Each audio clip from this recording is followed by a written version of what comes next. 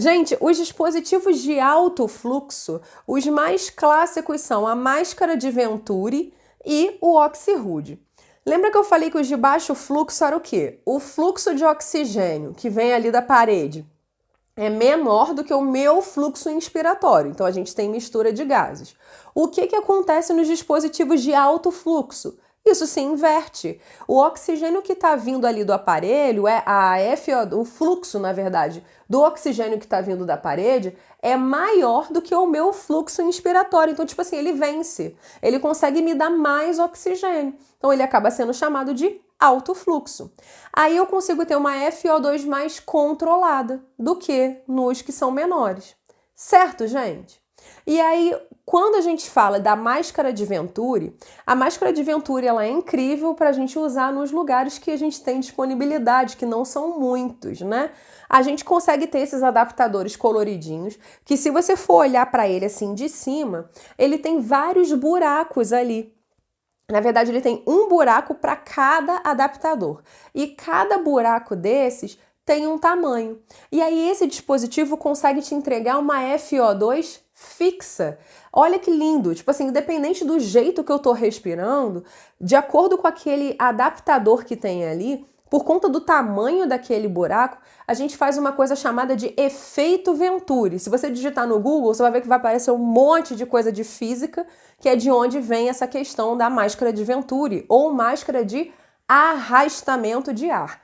E aí o que acontece? A gente consegue, mesmo com quantidades pequenas de oxigênio, manter uma FO2 fixa. E isso é muito legal para poder até evitar de ficar botando oxigênio demais e sem necessidade. Então, assim, eu consigo com essa máscara dar uma FO2 fixa, mesmo usando uma quantidade pequena, uma quantidade menor de quantidade de oxigênio. Certo? E aí, gente, se vocês forem ver, não precisa você chegar e decorar, a cor tal significa tanto, a cor tal significa tanto. Quando você olha esses adaptadores ali da máscara de Venturi, eu vou tentar ver se eu consigo uma foto para mostrar para vocês, mas assim, em cada adaptador já está escrito a FiO2 que ele é capaz de dar. Então, se você vira o adaptador, você vai ver assim, tantos por cento, tantos por cento. Então, você vê que aquele adaptador consegue te entregar tal FO2. Muito legal, né? Vamos para o próximo? O próximo é o nosso Oxyhood, gente, que é uma gracinha esse Oxyhood. E aí, quem que você acha que ficaria bem e confortável no Oxyhood? De todas as populações que você conhece. Você ficaria bem no Oxyhood? Você acha que você ficaria de boa lá, assim, ó? Aquele capacete? Não, né, galera? Geralmente o Oxyhood ele é usado para quem? Crianças pequenas. Usualmente quem consegue ficar ali é criança de até 1 ano. Mas também não é toda criança até 1 ano, não. Porque tem umas que são tão atentadas que, tipo, não, né? Não tem como. O Oxyhood, ele vai misturar. Então, olha só, de todos os dispositivos que a gente falou até agora, ele é o primeiro que a gente está falando de misturar oxigênio com ar comprimido. E aí a gente faz uma conta, que depois, se vocês não souberem, me pergunta, que aí a gente explica. A gente faz uma conta para poder chegar na FiO2 para ver quanto que eu vou dar para o meu paciente. O problema do Oxyhood é tanto que, assim, é só para criança pequena, então a gente não vai ter como fazer para toda a população, né? Então a gente tem essa questão do tamanho. É um dispositivo que é muito barulhento e é um dispositivo que você tem que cuidar, porque se tu puser um negócio assim, cheio de ar, caindo direto na cara da criança, assim, aquele canudinho assim, resseca a mucosa, né? Pode trazer um desconforto, mas o legal dele é que o quê? Você consegue ter todo o tórax e os membros da criança ali que estão livres, então você consegue acessar ali essa criança, fazer exame, né? Conseguir examinar essa criança de uma maneira mais tranquila, digamos assim, porque ela está mais livre ali do pescocinho para baixo. Certo, gente? Vamos seguindo! Galera, agora a gente vai com o quê? Dispositivos com reservatório. Dos dispositivos com reservatório, a gente tem a máscara de reinalação parcial, a máscara não reinalante. Gente, A máscara de reinalação parcial e a não reinalante, elas são tipo primas irmãs, mais do que irmãs, sisters, né? E o que eu queria que vocês ficassem refletindo, eu não vou entrar ali no mérito de fazer uma super descrição de cada uma, mas o que eu queria que vocês pensassem, que elas vão funcionar do mesmo jeito que eu falei para vocês em relação àquele outro, de você puxar o ar, jogar o CO2 para fora. Isso tudo vai funcionar. A questão é que a máscara de reinalação parcial, o que acontece? Uma parte do CO2 dela, que você joga para fora, acaba voltando para você poder respirar ele de novo. Por isso que o que acontece? A FO2 que ela entrega é menor do que a máscara de não reinalante. Certo? Na máscara não reinalante, a gente tem válvulas unidirecionais. Então, quando você pega a máscara não reinalante, você puxa o ar e joga para fora, ela tem essas válvulas unidirecionais incríveis que elas fazem o quê? Pegam todo esse CO2 que você jogou para fora e joga todo ele para fora. Então, assim, eu peguei aqui minha máscara não reinalante, fiz... Esse CO2 ele vai escapar por essas válvulas não reinalantes, justamente para que na próxima respiração, quando eu fizer, eu pegue só o oxigênio que está entrando ali pela máscara. O CO2 que eu joguei para fora, ele vai para fora para o ambiente. E aí o que é fantástico, incrível e fabuloso dessa máscara? Eu consigo entregar uma FO2, que aí vocês vão ver que vai variar de acordo com a referência. Eu vi referências falando até 95% e eu vi referências falando de mais de 95%. Então, assim, grava 95%, grava que ela dá uma FO2 incrível e enorme. Então, assim, diante dos dispositivos que não te invadem, ela consegue dar uma FO2 imensa. Gente, isso é fantástico para onde? Para que tipo de paciente? Paciente grave, né? Então, assim, se eu tô trabalhando ali na UTI, se eu tô trabalhando numa emergência e meu paciente está acordado, mas está saturando mal, não sei o que, e eu consigo acoplar bem ele na máscara, né? Porque, que nem eu falei, tem que estar sempre vedadinho, bonitinho. Se a máscara tiver troncha assim, não vai funcionar, eu não vou chegar nessa FO2. E aí ela consegue dar muito oxigênio para o paciente que está precisando. E aí o que eu tenho que ter cuidado com a máscara não reinalante? Eu tenho que dar um fluxo de oxigênio para ela suficiente para que essa bolsinha dela embaixo fique cheinha.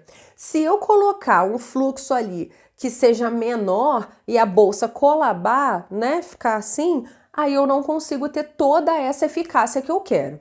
Então, máscara não reinalante consegue te dar uma FO2 incrível, né? Enorme, 95%. E desde que a gente consiga ter a bolsinha dela sem colabar.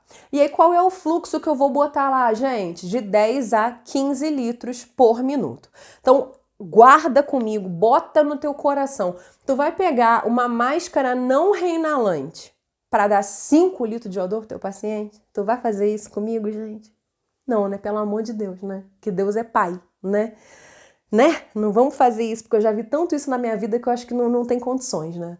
Então, você que é meu aluno, né? Meu parça, meu companheiro, você aprendeu agora que a máscara não reinalante, a gente consegue ter ela agindo da melhor maneira possível, desde que a gente comece com um fluxo de 10 litros por minuto. 10, nota 10. Então, não esquece isso. E, gente, divulga esse conhecimento, divulga, gente, divulga. Fala pra galera, pra poder não fazer mal pro teu paciente. Paciente que precisa de 2 litros, tu vai botar máscara não reinalante? Não, pelo amor de Deus, não faz uma coisa dessas. Certo? Vamos seguir, minha gente? Partiu, então. Mais 2 dispositivos que eu queria falar com vocês, gente. Um plus aqui, né? Eu gosto disso, plus. Um deles é o aparelho de nebulização. Depois que a gente teve a questão da pandemia de Covid, a gente não tem usado tanto a nebulização que nem a gente usava antigamente, né? A nebulização é aquele que tem a máscara e um copinho embaixo que a gente consegue fazer o quê? Colocar medicação ali para poder dar para a criança. E aí, o que eu queria combinar com vocês? Apesar da gente não fazer mais nos grandes centros, aquela misturinha que a gente fazia para poder tratar a asma, né, na emergência, de soro fisiológico, fenoterol e ipratrópio, a gente faz agora mais a bombinha ali direto. A gente ainda usa a nebulização quando você vai entregar, às vezes, um antibiótico, né? Quando você vai fazer outras, até adrenalina, dependendo de como a gente estiver vendo ali o paciente. Então, o que eu quero que a gente fique decorado na nossa cabeça? Eu preciso ter um volume dentro do copinho de pelo menos 3 ml para que aquilo ali consiga funcionar direito. E eu preciso de um fluxo mínimo de oxigênio ali para que eu consiga quebrar aquelas moléculas de medicação que eu estou dando e elas consigam alcançar o pulmão daquele paciente. Então, assim, na verdade, o nebulizador ele pode ser usado com oxigênio ou com ar comprimido. Aí a gente tem que ver de acordo com a situação de cada paciente, correto? Galera, nosso último e não menos importante, os dispositivos de ventilação. A gente vai falar aqui, a gente tem os dispositivos de ventilação não invasiva e de ventilação invasiva. A ventilação invasiva é basicamente a intubação, né, o tubo orotraqueal, que vai ser ligado à ventilação mecânica. E aí a gente vai falar disso em outro momento. Não dá para poder falar sobre isso agora, e ambuzar, e sei lá mais o que. Isso é outra coisa. A gente tem os dispositivos de ventilação não invasiva, que os mais comuns que a gente vê, CPAP e BIPAP. Eu vou falar também assim de uma maneira breve, porque a gente está falando aqui de formar generalistas, em relação ao CPAP. O que seria o CPAP? O CPAP, essa sigla, significa a pressão contínua nas vias aéreas pulmonares ali. E qual que é a ideia de você usar um CPAP num paciente? É você conseguir dar um pouquinho de pressão. Às vezes o que o meu paciente precisa não é oxigênio. Às vezes ele precisa de ajuda para poder converter, para poder resolver uma telectasia. Vocês lembram o que é a telectasia? Quando eu tenho os alvéolos pulmonares colabados, né? Tipo assim, o alvéolo é aquela bolinha que deveria estar cheia de oxigênio, e aí, por algum motivo, ele ao invés de estar gordinho, redondinho, né, para poder receber o ar e fazer esse movimento, ele tá, ó, colado. E aí, se ele tá colado, eu jogo oxigênio, jogo. O que vai acontecer? Ele consegue descolar? Se eu der oxigênio? Não, a gente não consegue fazer isso. E aí, o que a gente precisa? Dar um cadinho de pressão. Quando eu consigo dar um cadinho de pressão, eu consigo, ó, abrir esse alvéolo. Ou então, quando eu tenho alguma situação que, olha, eu tô fazendo um movimento respiratório. Lá dentro do meu pulmão, eu tô assim, ó. Aí eu tenho uma doença, aí eu faço o quê? Ó, colabei de novo o meu pulmão, certo? Na verdade, não o pulmão inteiro, né, galera? Uma parte dele ou alguns alvéolos. E aí eu faço o quê? Eu uso o CPAP para poder dar um pouco de pressão expiratória final ou uma pressão positiva nas minhas vias aéreas, para poder ajudar esse alvéolo que tá, ó, fechado a, ó, abrir e conseguir fazer, ó. Aí, ó, ele não vai fechar de novo, porque eu tenho uma pressãozinha ajudando ele a ficar aberto no final da expiração. Aí eu vou, ó, daqui e subo e volto. Certo, minha gente? Esses são alguns dos conceitos iniciais. É claro que a gente pode chegar e falar muito mais e detalhar muito mais cada um desses dispositivos. Vou tentar fazer aqui com vocês algumas questões, alguns casos clínicos, para a gente poder discutir melhor em relação a isso. E qualquer dúvida, como sempre, estou aqui. Será um prazer ajudar vocês. Pode mandar mensagem aqui embaixo. Espero ter ajudado. Bons estudos. Fiquem com Deus e até a próxima.